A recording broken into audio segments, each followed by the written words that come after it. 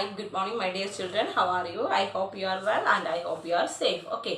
അപ്പോൾ നമ്മൾ കഴിഞ്ഞ ക്ലാസ്സിൽ പെരിമീറ്റർ ആൻഡ് ഏരിയ എന്ന് പറയുന്ന ചാപ്റ്ററാണ് പഠിച്ചുകൊണ്ടിരിക്കുന്നത്.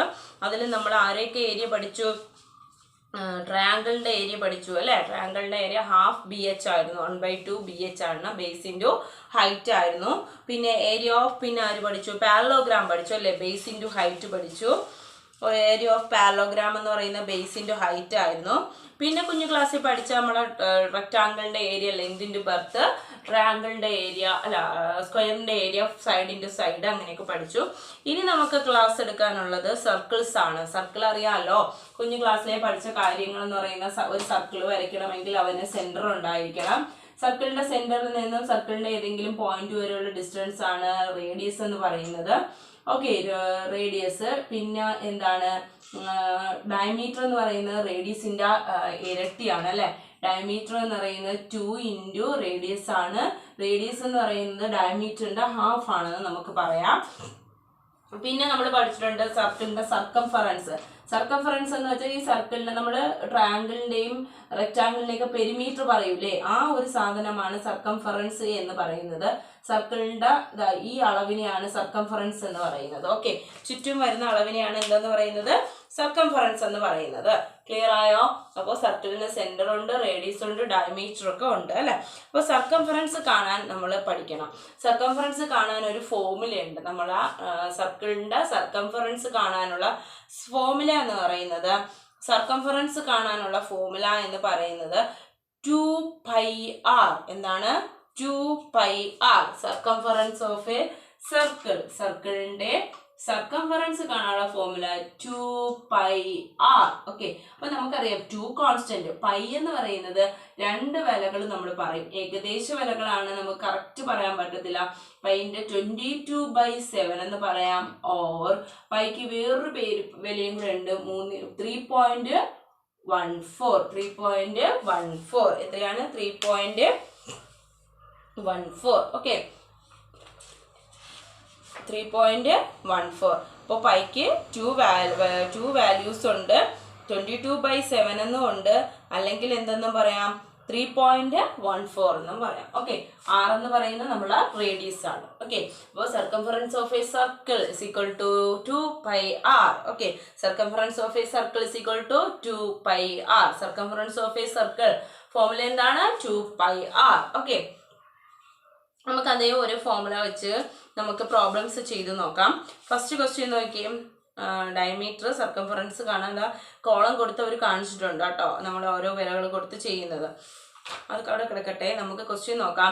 What is the circumference of a circle? Diameter 10 centimetre.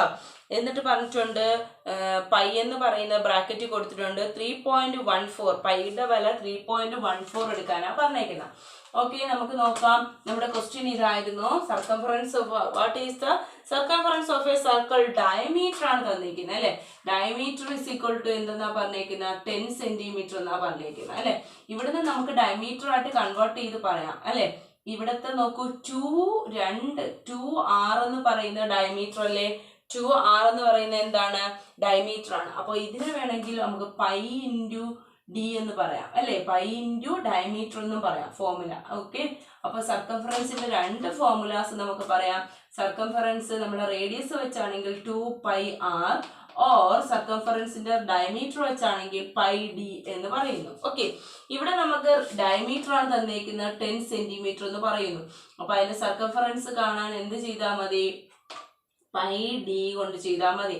അപ്പോൾ പൈന്റെ വില കൊടുക്കാൻ അവർ പറഞ്ഞിട്ടുണ്ട് 3.14 ഇൻറ്റു d എന്ന് പറയുന്നത് എത്രയാണ്? 10 ആണ്. 10 കൊണ്ട് മൾട്ടിപ്ലൈ ചെയ്യാൻ ഈസിയാണ്. ഒരു പ്ലേസ് കൂടെ മാറ്റി ഡെസിമൽ ഇട്ടാൽ മതി. ഇത്രയും സെന്റിമീറ്റർ. ക്ലിയർ ആയോ?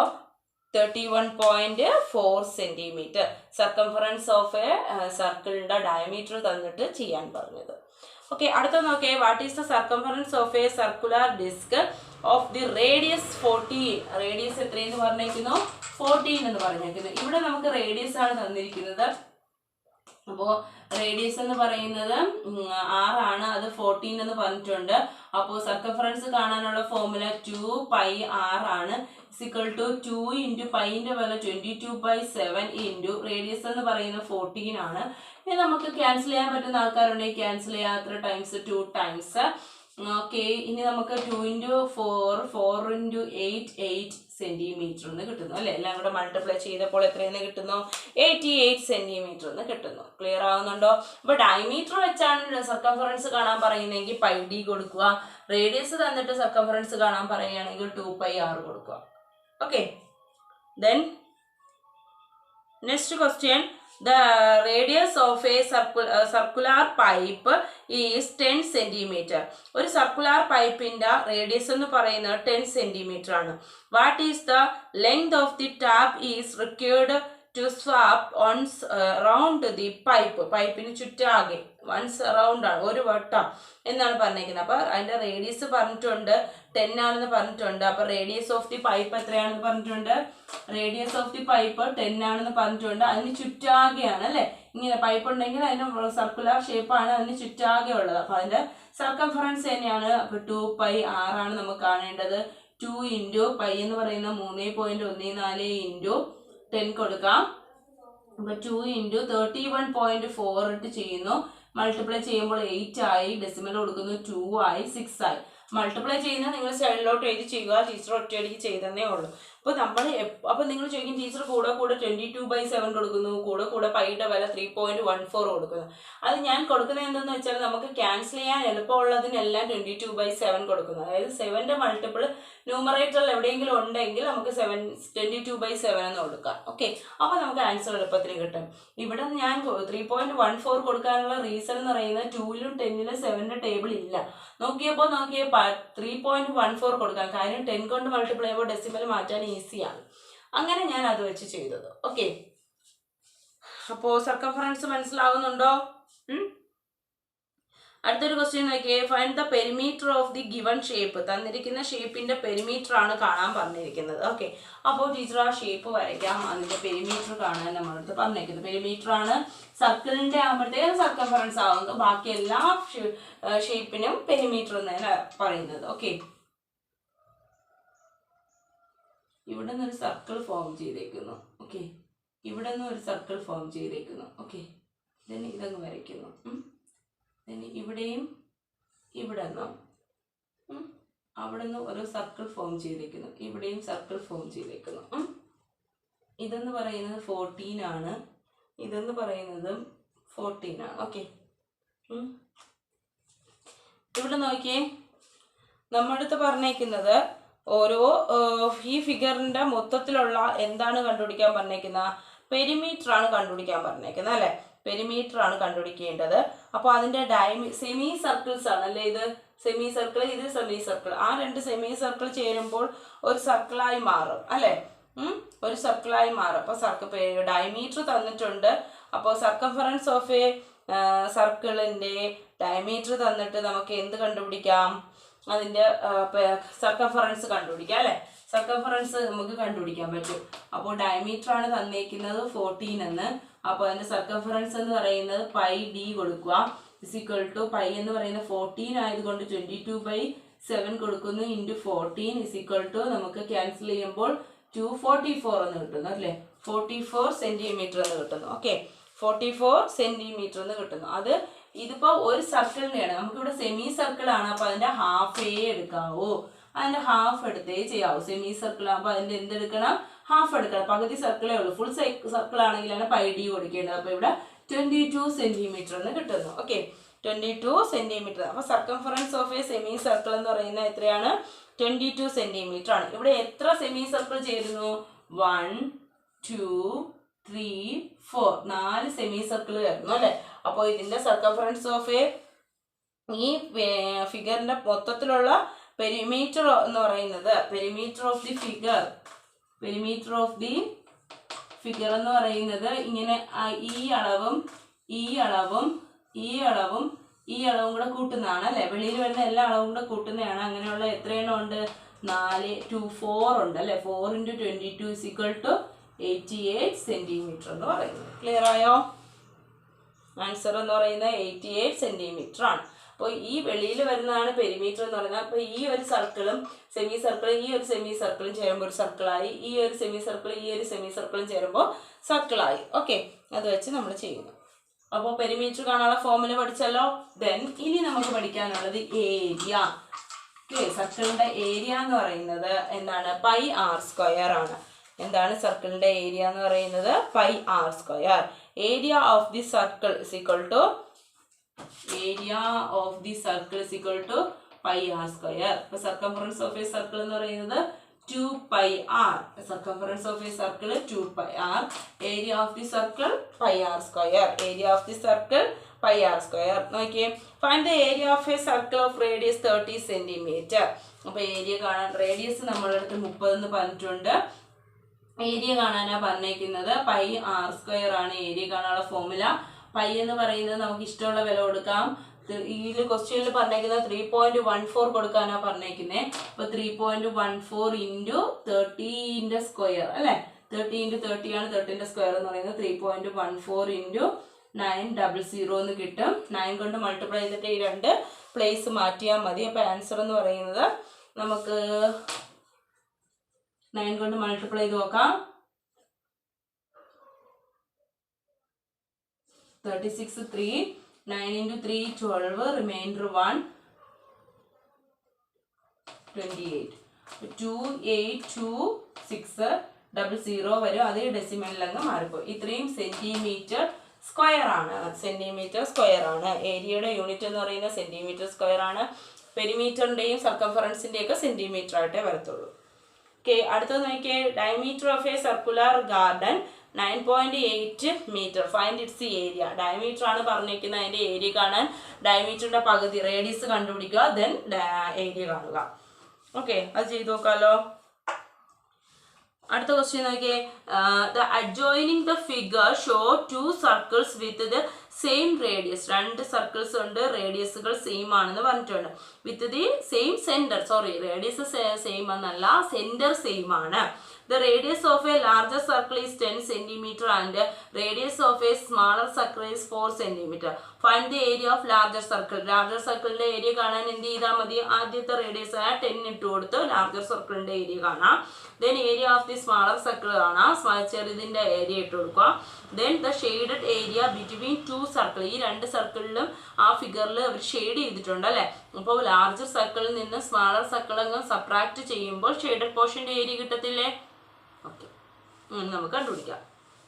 എക്സസൈസ് 11.3 നോക്കിയേ. Find the circumference of a circle. അത് ചെയ്യാൻ പറ്റും. Find the area of the following given. അതും ചെയ്യാൻ പറ്റും. The circumference of a circular sheet is circumference തന്നേക്കുന്നു. തേർഡ് ക്വസ്റ്റ്യൻ നോക്കിയേ.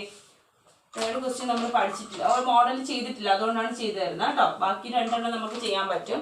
നെക്സ്റ്റ് ക്വസ്റ്റ്യൻ എന്താണ് പറഞ്ഞിരിക്കുന്നത്? Circumference of a circular sheet. Okay, circumference ആണ് പറഞ്ഞിരിക്കുന്നത്. 2πr ആണ് പറഞ്ഞിരിക്കുന്നത്. 154 എന്ന് പറഞ്ഞിരിക്കുന്നത് അല്ലേ? Then find the radius and also find its area. പൈയുടെ വരെ 22/7 കൊടുക്കുക. അവർ പറഞ്ഞിട്ടുണ്ട് പൈ = 22/7 കൊടുക്കുക. അപ്പൊ 2 ഇൻറ്റു പൈയുടെ വരെ 22/7 ഇൻറ്റു r = 154 എന്നാണ്. നമുക്ക് കാണേണ്ടത് റേഡിയസ് ആണ് കണ്ടുപിടിക്കേണ്ടത്. അപ്പൊ റേഡിയസ് അവിടെ എഴുതുക. അപ്പുറത്ത് ആരുണ്ട്? 154 എഴുതുക. ഡിവൈഡ് ചെയ്തേക്കുന്ന 7 അപ്പുറത്തുണ്ട്. എന്ത് ചെയ്യുക? ഇൻറ്റു ചെയ്യുക. ഇൻറ്റു ചെയ്തേക്കുന്ന 2നെയും 22നെയും അപ്പുറത്തുണ്ട്. എന്ത് ചെയ്യുക? ഡിവൈഡ് ചെയ്യുക.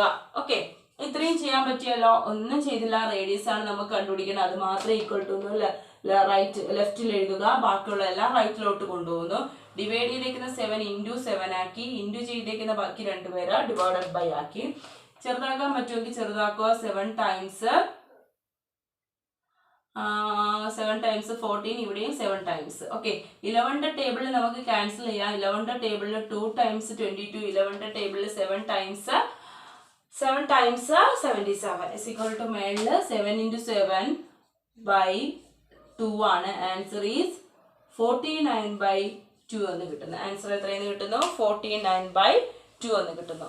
അതിന്റെ 49/2നെ നമുക്ക് ഹാഫ് ആക്കി ചെയ്യാം.